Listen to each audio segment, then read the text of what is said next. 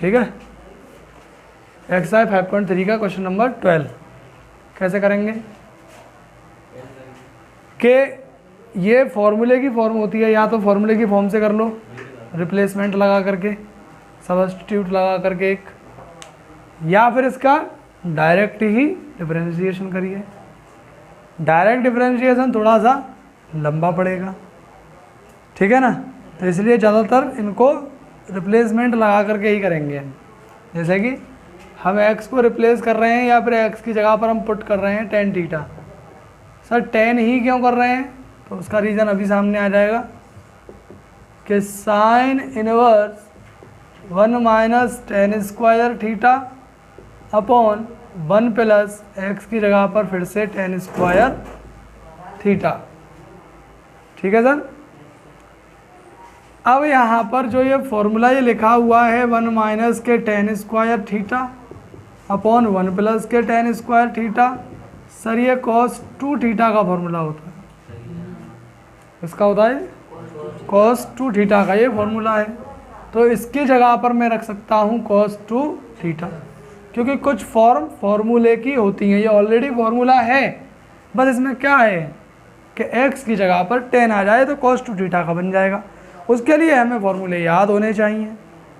अगर फॉर्मूले याद होंगे तो फॉर्म देखते ही हमें पता चल जाता है कि इसमें कौन सा फॉर्मूला लगेगा और क्या हमें इसमें पुट कर देना चाहिए, जिससे कि ये फॉर्मूला बन जाए। बात समझ में आ रही है या नहीं आ रही है? ठीक है, चलिए, तो हमने ये पुट किया tan इसकी जगह पर x की जगह पर, तो 1 minus tan square theta 1 plus tan square theta, ये तो cos 2 थीटा होता है। इसकी जगह पर अपन रख सकते हैं cos 2 थीटा। लेकिन यहाँ पर साइन इनवर्स से साइन खत्म नहीं हो सकता, ये साइन इनवर्स है, अगर ये भी साइन होता तो ये बात बन जाती। तो उसके लिए हमने सिंपल ASTC पढ़ा था। ASTC हम अच्छे तरीके से जानते हैं कि साइन 90 माइनस थीटा क्या होता है, cos थीटा, हाँ या ना। साइन 90 माइनस थीटा होता है आपके लिए cos थीटा, और आपको इस cos थीटा को ही तो चेंज करना है, थीटा की जगह 2 थीटा है, तो इसको हम लिख सकते हैं cos की जगह पर cos 2 थीटा, या लिख सकते हैं हम साइन π/2 माइनस थीटा की जगह पर 2 थीटा, यानी कि y बराबर बाहर तो कौन है, साइन इनवर्स, और यहाँ कौन आ जाएगा, इसकी जगह पर आ जाएगा साइन π/2 माइनस थीटा। अब ये इससे ख़त्म हो जाएगा, थीटा की जगह पर आ जाएगा 2 थीटा, क्योंकि यहाँ पर थीटा था तो cos थीटा बराबर था साइन π/2 माइनस थीटा, और यहाँ पर है cos 2 थीटा, तो ये आ जाएगा साइन π/2 माइनस 2 थीटा। ठीक है ना, साइन से साइन हट गया, बचा π/2 माइनस का 2 थीटा। ठीक है सर, थीटा का मान रखने पर यहाँ हम थीटा का मान रख देंगे, थीटा का मान रखने पर यदि हम थीटा का मान यहाँ रखेंगे तो y बराबर ही आ जाएगा π/2 माइनस 2 इंटू, और थीटा का वैल्यू यहाँ से आएगा सर। अनुराग जी कैसे निकालेंगे थीटा का वैल्यू का, ये इनवर्स में चला जाएगा, थीटा बराबर हो जाएगा tan इनवर्स x, तो थीटा 2 tan इनवर्स x। अब इसका हम कर सकते हैं differentiate with respect to x, करेंगे तो dy/dx माइनस 2 तो बाहर हो जाएगा, d/dx सिर्फ tan इनवर्स x का होगा। सर ये कांस्टेंट है तो कांस्टेंट का 0 माइनस का 2, और tan इनवर्स का होता है 1 प्लस x स्क्वायर, तो dy/dx इक्वल में हो जाएगा माइनस का 2/1 प्लस का x स्क्वायर, और यही हो गया आपका dy/dx का उत्तर। कोई समस्या नहीं है, समझ आया, नोट कर लीजिए, बताइए क्या दिक्कत है। यहाँ से ये साइन 90 माइनस थीटा, हम ASTC हमने पढ़ा था, साइन 90 माइनस थीटा होता है cos थीटा। यहाँ पर ये cos साइन को नहीं काट पाता, इसलिए जो है हम यहाँ पर इस cos को साइन में बदलेंगे। तो ये cos साइन में कैसे बदला, cos थीटा बराबर होता है साइन π/2 माइनस थीटा के होता है, तो ऐसे ही cos 2 थीटा को हम कह सकते हैं साइन π/2 माइनस 2 थीटा, जिससे कि साइन से साइन खत्म हो जाएगा। ये cos 2 थीटा का फॉर्मूला बना दिया हमने, होता है cos थीटा का, cos 2 थीटा का हमने कर दिया। साइन इनवर्स से साइन खत्म हो जाएगा, बचेगा π/2 -2 थीटा, और थीटा का वैल्यू रख दिया, देन उसका हमने डिफरेंशिएट कर दिया। नोट करिए क्वेश्चन नंबर 14। ठीक है, आगे क्वेश्चन नंबर 14 को देखें। ये भी एक फॉर्मूले का फॉर्म है, लेकिन हमने इसके लिए रिप्लेसमेंट बताए थे कुछ इंपॉर्टेंट, जैसे कि 1 का एक्स स्क्वायर हो, 1 का एक्स स्क्वायर हो या प्लस हो। अगर माइनस होता है तो एक्स की जगह पर हमको क्या रखना होता है, या तो कॉस रख सकते हैं या साइन रख सकते हैं, दोनों में से कुछ भी रख सकते हैं। ठीक है ना, अगर 1 - एक्स स्क्वायर हो, प्लस होता तो 10 रखते।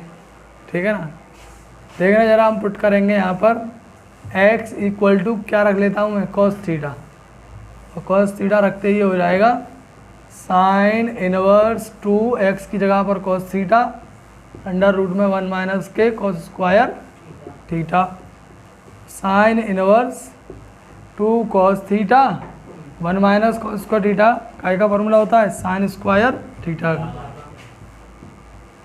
यहाँ से जैसे कि sine square theta plus cos square theta = 1 ही तो होता है, तो साइन स्क्वायर थीटा = क्या हो जाएगा, 1 - का cos square theta, 1 - cos square theta की जगह साइन स्क्वायर थीटा, मगर स्क्वायर से रूट हट जाएगा यहाँ पर, तो ये बचेगा साइन इनवर्स 2 cos थीटा और स्क्वायर हट गया साइन थीटा।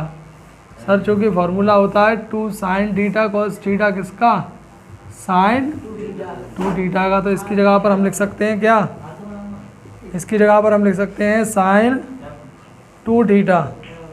ठीक है सर, और साइन और साइन 2 थीटा, यानी कि ये साइन से साइन इनवर्स खत्म, 2 थीटा यहाँ पर बच गया। थीटा का मान रखने पर, अगर आप यहाँ पर मान रखोगे थीटा का, तो वो आ जाएगा cos इनवर्स x।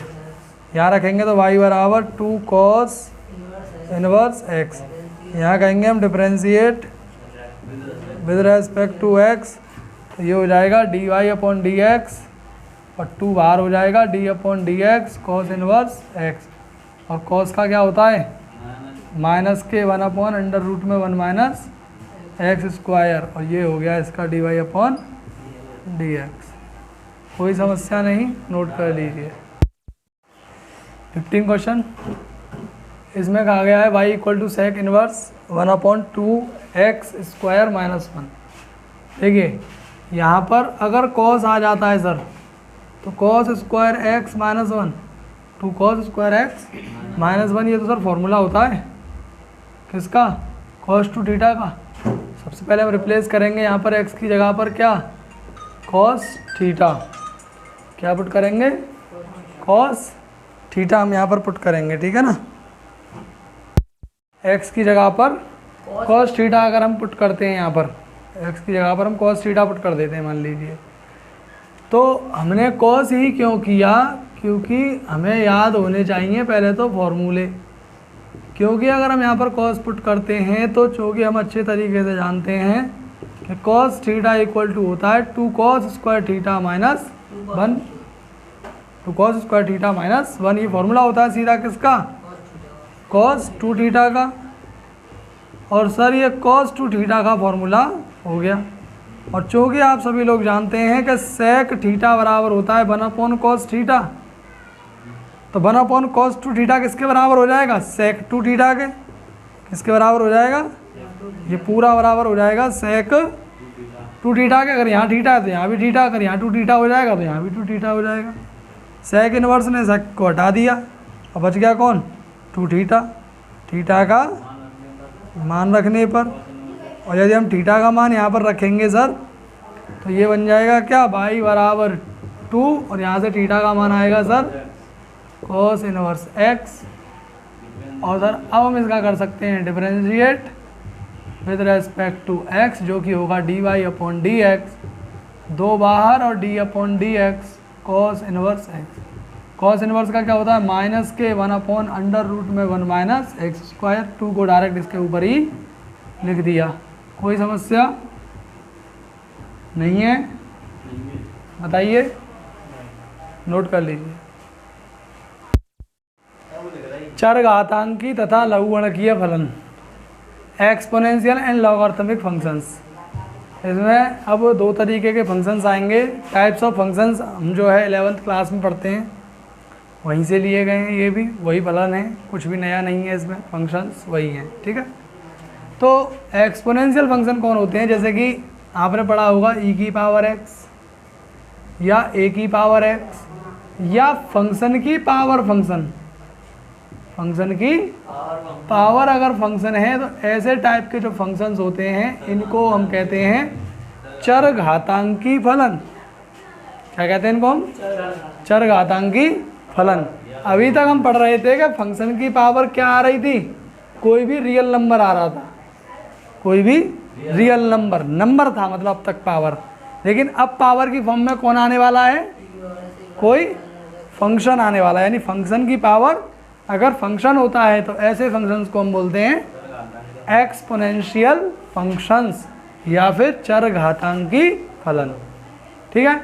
अब दूसरे आते हैं लॉगरिथमिक फंक्शंस, लघुगणकीय यानी लॉग वाले फंक्शंस, लॉग जिनमें होता है, जैसे कि लॉग साइन एक्स या फिर log cos x plus sine x, ठीक है, या फिर लॉग और कोई भी फंक्शन।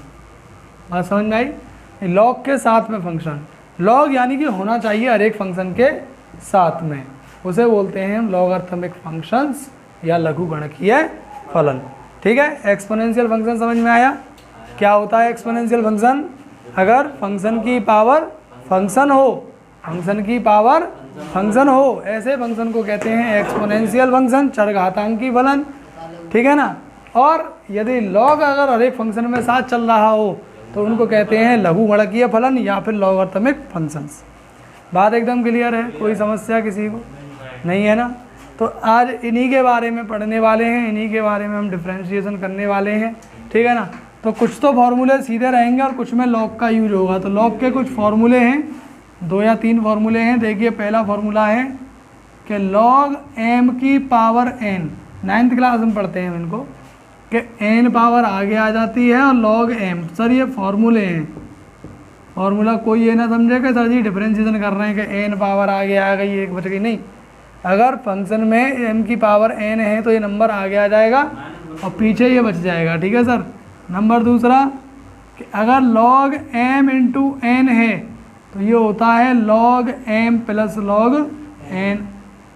और भी अगर तीसरी बात, अगर ये फंक्शन के मल्टीप्लाई में m n o p कई सारे फंक्शंस आपस में मल्टीप्लाई में हों, किसके अंदर? लॉग के अंदर। लॉग के अंदर कई सारे फंक्शंस अगर क्या हों, मल्टीप्लाई में हों, तो log m plus log n plus log o plus log p, और भी जितने हो सकते हैं। और log m अपॉन n इसको कह सकते हैं हम log m minus log n, log m minus log n। पांचवी बात हम कहेंगे log 10 की पावर, सॉरी log 10 बेस में e, इसको बेस बोलते हैं। नीचे अगर कोई बेस नहीं होता है तो e मानते हैं आइडेंटिटी। क्या मानते हैं? आइडेंटिटी, उसका बेस मान लेते हैं, ठीक है सर। ये बेस है इसका, ठीक है ना। इस पर अगर हम इसकी वैल्यू निकालेंगे log 10 की तो इसकी वैल्यू आएगी 1। कितनी आएगी? 1। छठवें नंबर पर अगर हम निकालें log 1 की वैल्यू तो log 1 की वैल्यू 0। प्रूव्ड है सर, पहले से ही वैल्यूज़ है ना, याद कर लेंगे सीधा सीधा, ठीक है।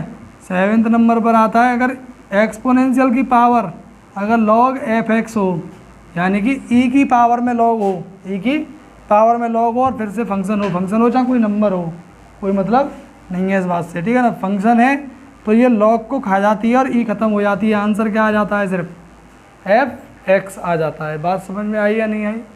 ठीक है ना। और साथ ही साथ log 0 की वैल्यू 0 होती है और log इनफाइनाइट की वैल्यू इनफाइनाइट होती है, ठीक है ना। हाँ, अगर e की पावर log है, log और फिर कोई फंक्शन है तो log और e दोनों ख़त्म हो जाएंगे, जो फंक्शन होगा वो बच जाएगा, ठीक है सर। इतनी जानकारी आपके लिए, इस जानकारी को पहले नोट करें, फिर इस पर एक क्वेश्चन देखते हैं, ठीक है ना। ठीक है ना, चलो देखते हैं।